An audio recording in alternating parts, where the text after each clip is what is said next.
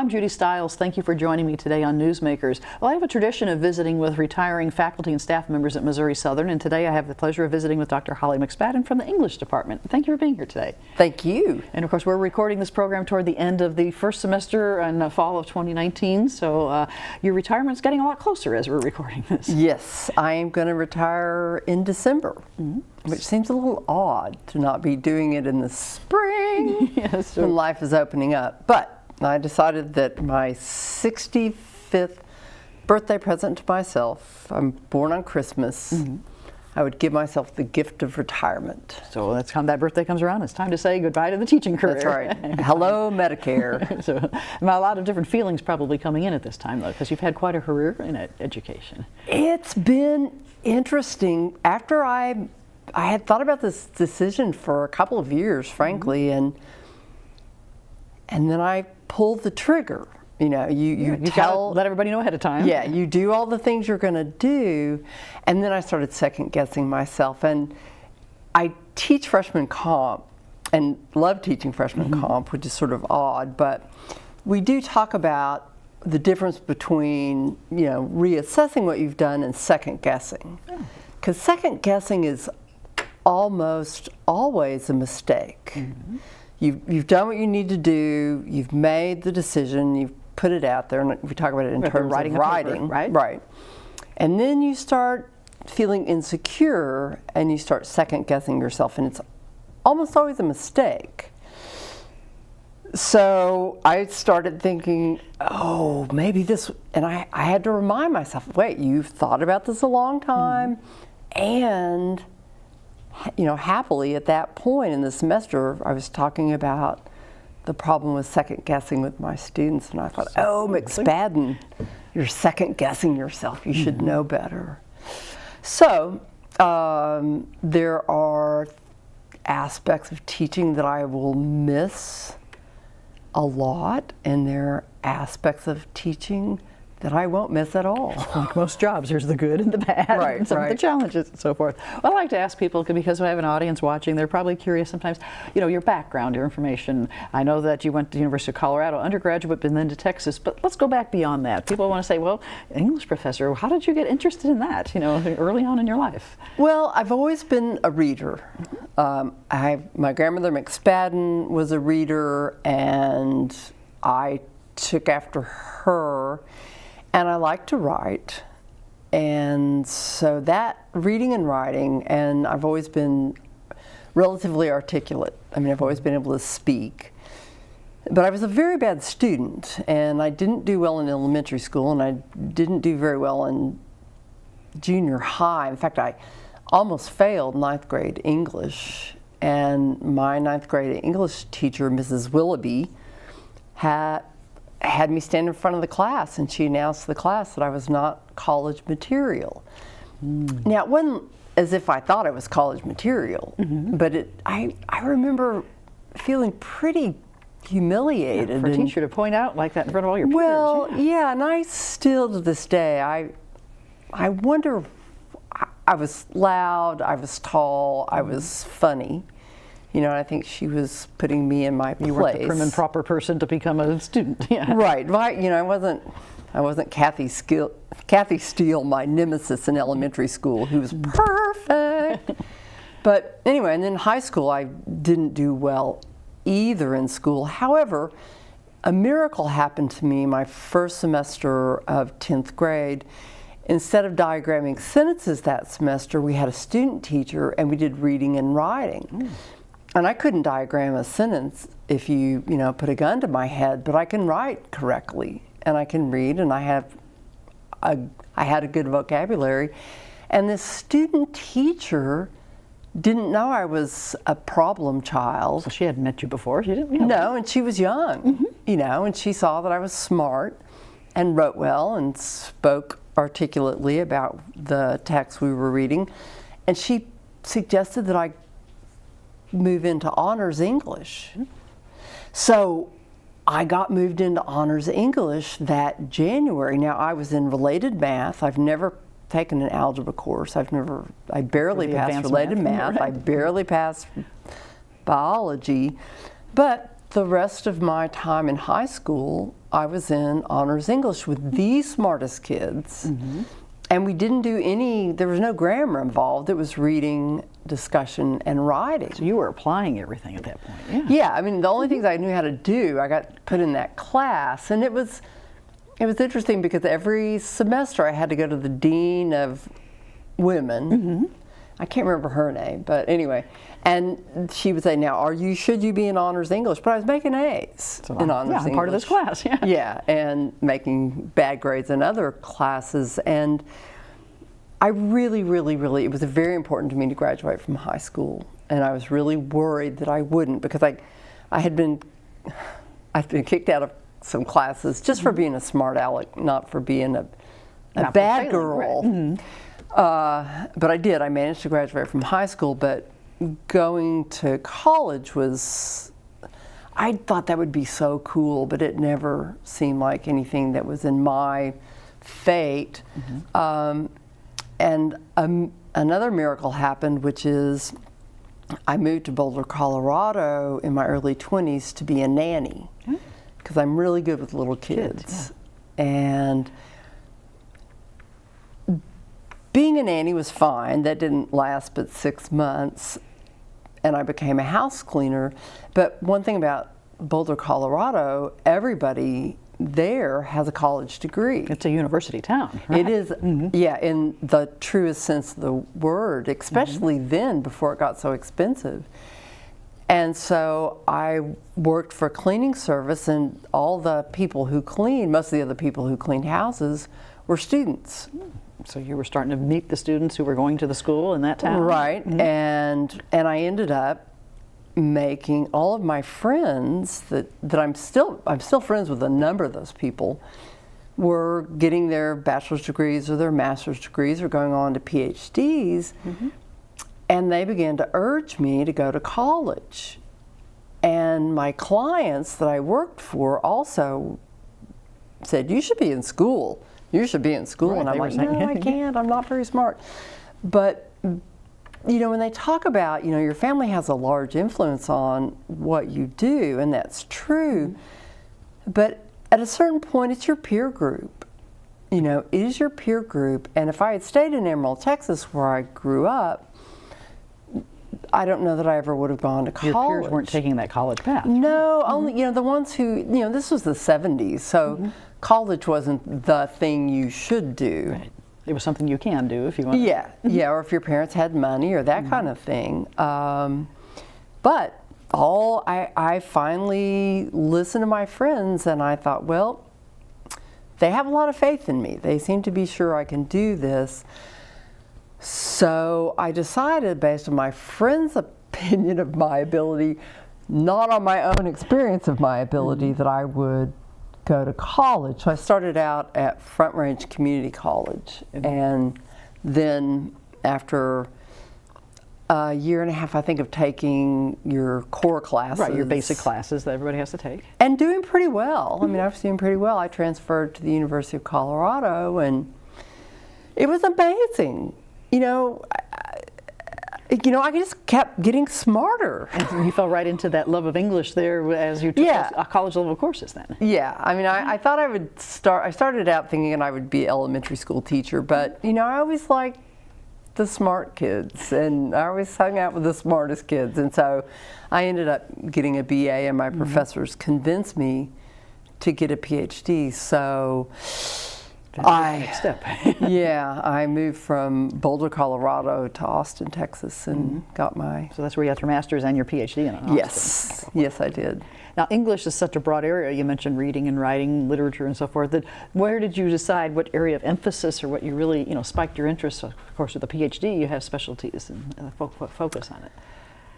Well, you know, it's one of the things that's really true is that you start out with one idea, and then if you're alert to all the signs and portents around, you end up going off in a different direction. Right. And I got really interested in composition and rhetoric, which the University of Texas was one of the earlier universities to offer a PhD in comp rhet as well as a PhD in literature. And, excuse me, all my friends were comp ret people, and comp ret is a different sort of, it's studying language in a different kind of way than literature. But I fell in love with a fella who was very pro-literature and not comp ret. They were a different area, yeah. Yeah, the comp ret people were seen, that wasn't seen quite as the intellectual endeavor that the study of literature was. So I was influenced by this man I was in love with to go the literature direction. And, oh gosh, I'm going to cough again. But the funny thing is that the comp ret people were the people who were getting jobs. Well, that's right. When you graduate with that PhD, where are you going to go to work? Right? Yeah, and they were the ones, because comp ret was an up-and-coming area of study, and they were getting good jobs and better jobs, whereas the literature PhD, the jobs weren't as plentiful.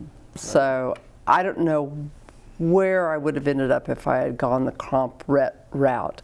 But I did get a PhD, and I got it in high modernist, in high modernism and cultural studies, because I was influenced by Professor Jane Marcus, who was a Virginia Woolf scholar, and she was a big deal. And I loved her. She was great.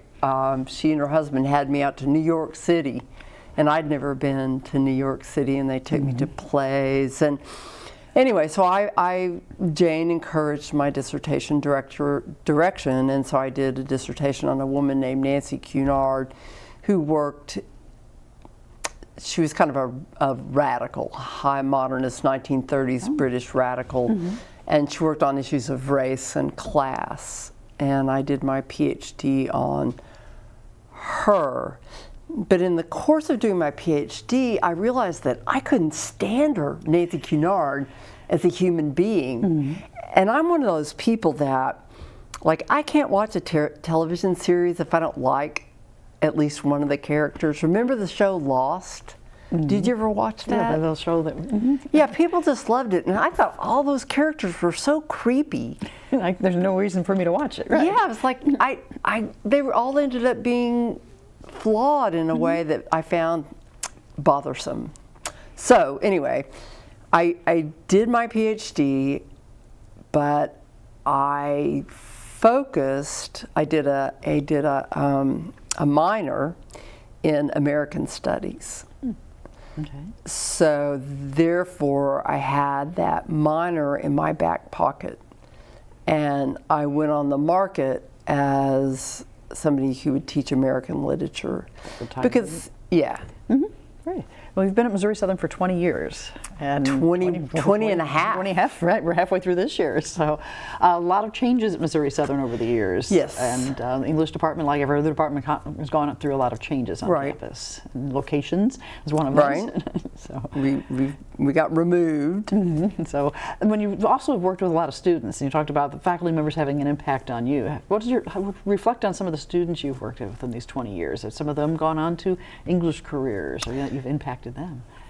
Oh, yes. Yeah, they have. But also I've got, one of my former advisees is just in the finishing process of getting her doctorate in sociology. Okay.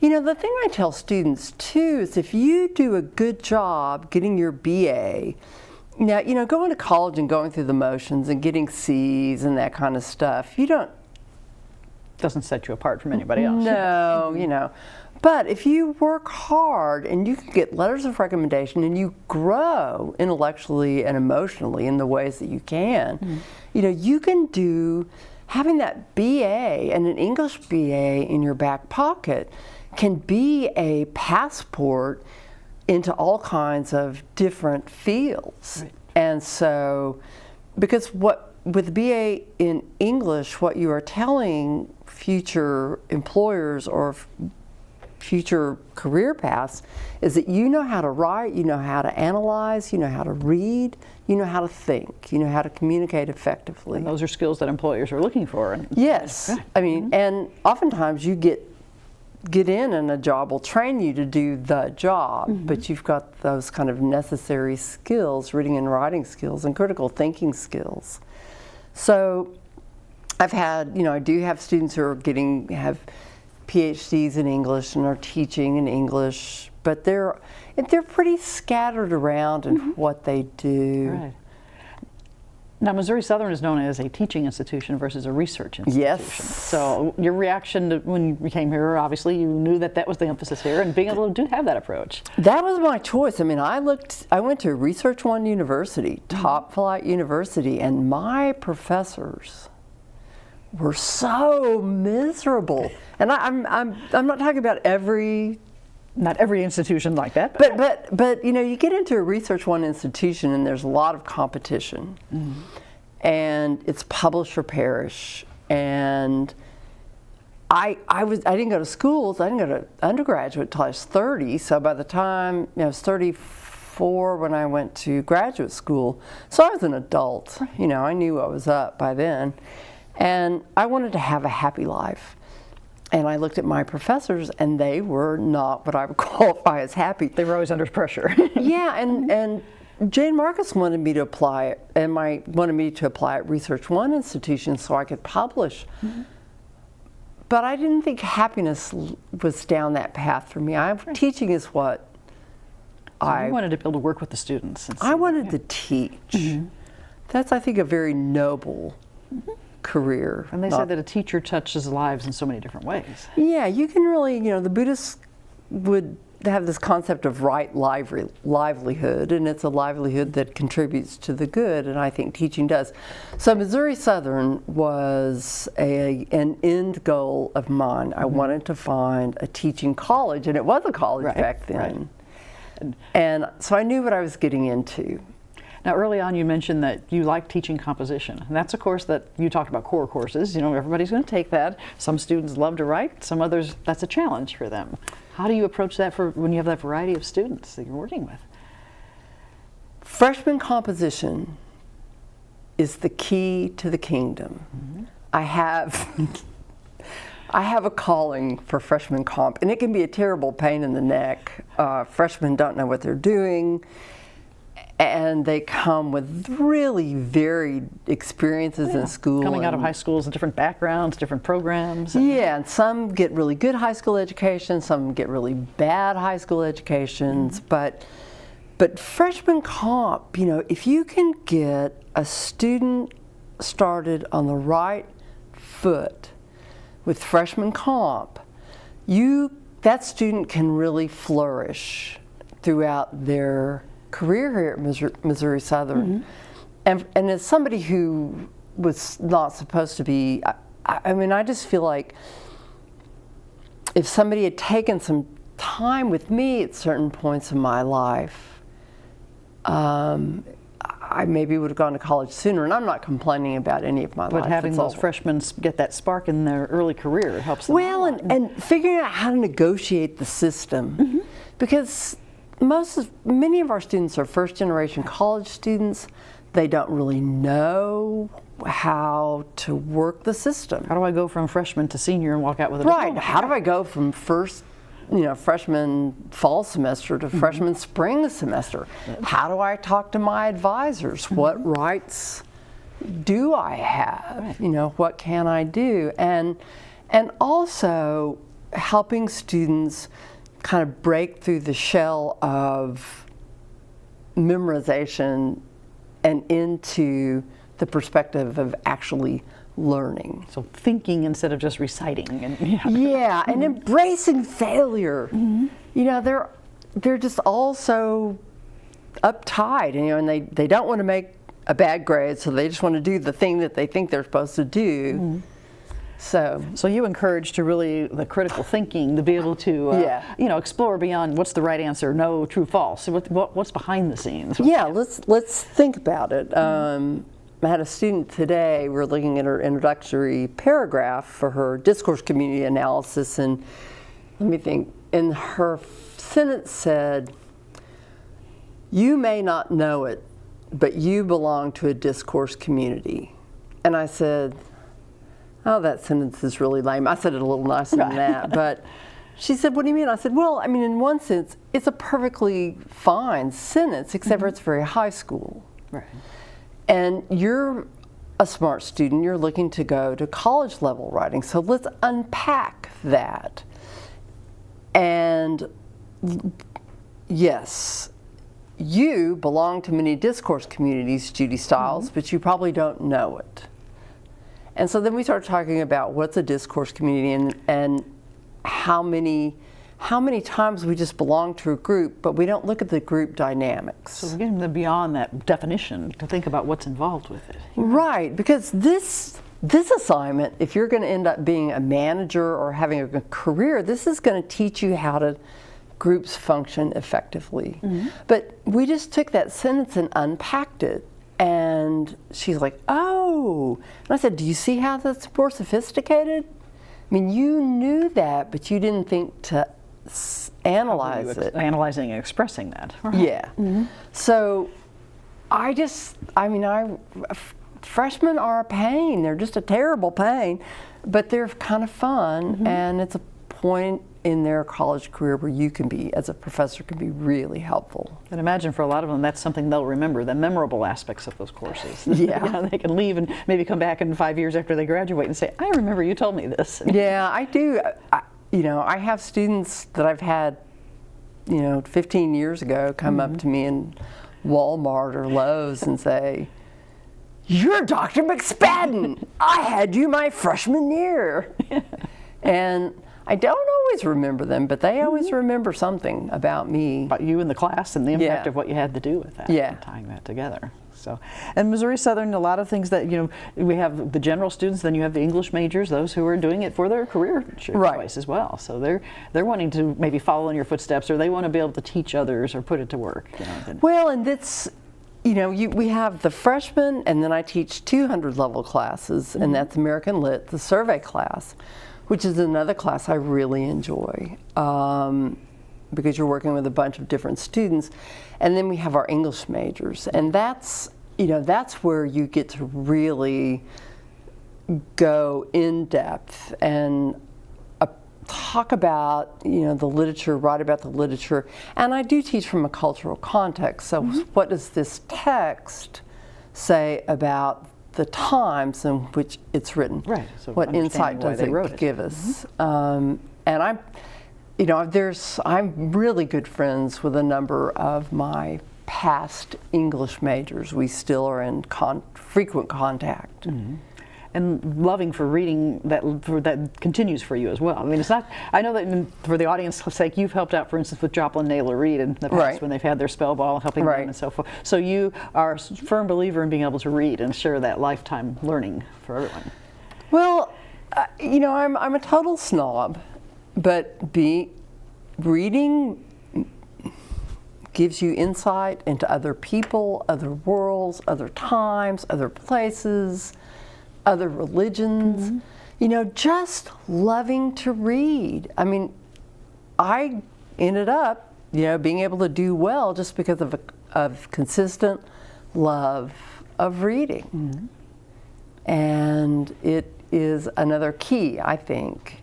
And, students who read a lot, students who like to read, they tend to write better, not because they know grammar, but they know what sentences look like. They've recognized what's working out well. Yeah. Right. Do you see a challenge with students coming in reading less for fun, quote, these days, that, it's only an assignment, it's only going to read it then? Or is that a challenge in today's world? Well, I punish students who don't do the reading. Judy? They need to do that assignment. Yeah. Well, the thing about it is that if they don't do it, if they don't make the attempt, then they're not going to improve. So with my freshmen, and it's hard. The reading they have to do for my freshman comp class is high level. So they have to put some effort into it, a lot of effort. They really do. But they can do it. I know they can do it, but it's a hybrid class. So they have to write about what they read, and they have to do it on Blackboard. And I make that heavily weighted. You know, that's 20% of their grade. So they have to perform. They have to I mean, the stuff I make, you know, like I give reading quizzes in my American Literature Survey class, and those are 20% of the grade. Because if you're not going to do the reading, I don't want you to pass my class. That's an expectation. Yeah. Well, I know people always want to know, when people are getting ready to retire, life after retirement. Any special goals you'd like to share with the audience? Well, let's see. As I was telling you, I'll be 65 and I'm in great shape. I've been a lifelong exerciser. I've used the gym here always. So I have a boyfriend in Kansas City, so I'm going to buy a little house in Kansas City so we can see what close distance dating is like instead of twice a month. You know, we've been 3.5 years. We've done pretty well. I took up practicing Buddhism about 8 years ago, and there's a big Buddhist community in Fayetteville, but there isn't one in Joplin, so I'd like to continue that practice. So a metropolitan area will offer that opportunity, right? I want to find some women who are fit that want to do a triathlon. I used to be on a team that did triathlons. I'm a good swimmer. And I want to do Tai Chi, and I just want to make new friends and read a lot. And have time to sit back and enjoy those books that you probably It's really true, because I can be completely content with a good book and a little run, exercise and reading. Other than everything after that is just icing on the cake. Well, I know you have a lot to look forward to, and I want to thank you for your years of service here at Missouri Southern. I'm sure you've touched a lot of lives and a lot of students. It's been my pleasure. And I want to thank you for taking the time to visit with me today. Sure. And I'd like to thank the viewers as well for joining us this week on Newsmakers. I'm Judy Stiles. Hope you can join me again next week at the same time on this station. We'll see you then.